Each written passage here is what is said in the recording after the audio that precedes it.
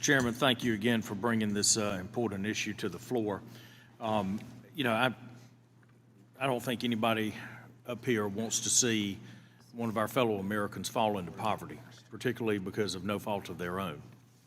And I can tell you, I lived in a community where we saw the collapse of an entire industry, and we saw corporate raiders come in and decimate retirement plans during the fall of the textile industry. And the legacy was a generation in poverty that had worked their entire lives. So we get it, we understand it, and I think it's important to recognize that we want to help fix this problem. But, Mr. Chairman, with your permission, I'd like to ask a technical question of Mr. Barthold. So ordered.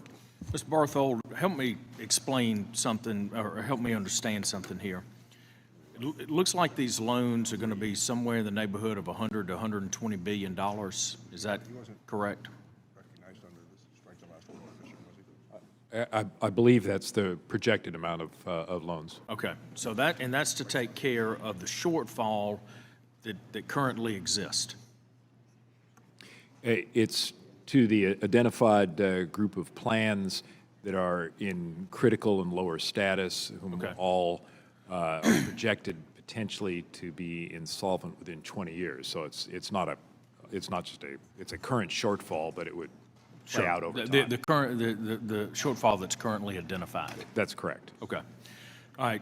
So with this loan, you've got to pay back interest only for 29 years. Correct. Okay. Unless under the chairman's amendment, the plan opts into the inducement for the early payback. Sure. Okay. All right. Fair enough. At the end of 29 years, then you have a balloon payment to repay the principal. Correct. Correct? Okay.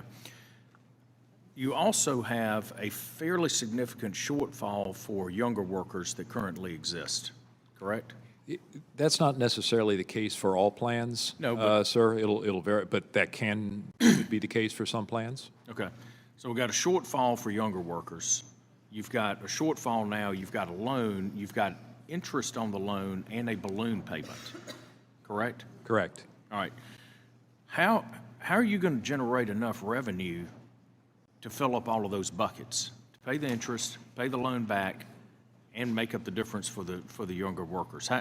Explain to me. That's a pretty wide hole that you got to fill, and given the fact that we haven't seen it done in the past, tell me how we're going to get there. As the committee discussed earlier, Mr. Ferguson, there are not changes to the underlying plan funding rules. So in the scenario that you posited, where current workers or new workers are accruing benefits and the contributions are insufficient to meet those benefits, this legislation does not address that aspect of the problem. Okay, so what do you think the odds of paying this loan back and meeting all of these obligations are right now?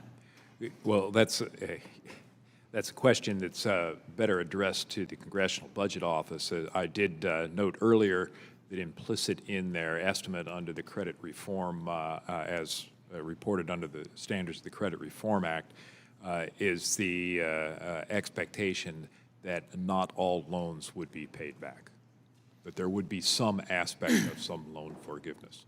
So if you go into a loan knowing that it's probably going to be a default, is that problematic?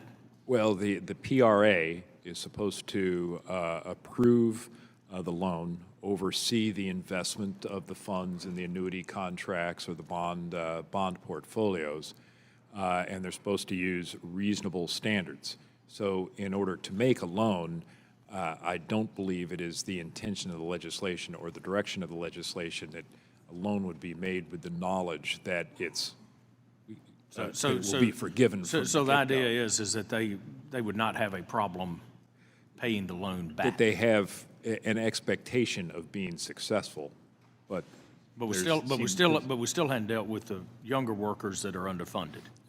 Again, in the scenario that you posed, there are not changes in this legislation that address the underlying funding of the plan. This is really about looking at the current shortfall of assets available to meet current and expected liabilities over the next 20 years by some plans. Thank you for that explanation. Mr. Chairman, I yield back and thank you for your indulgence in allowing me to ask the question. With that, let me recognize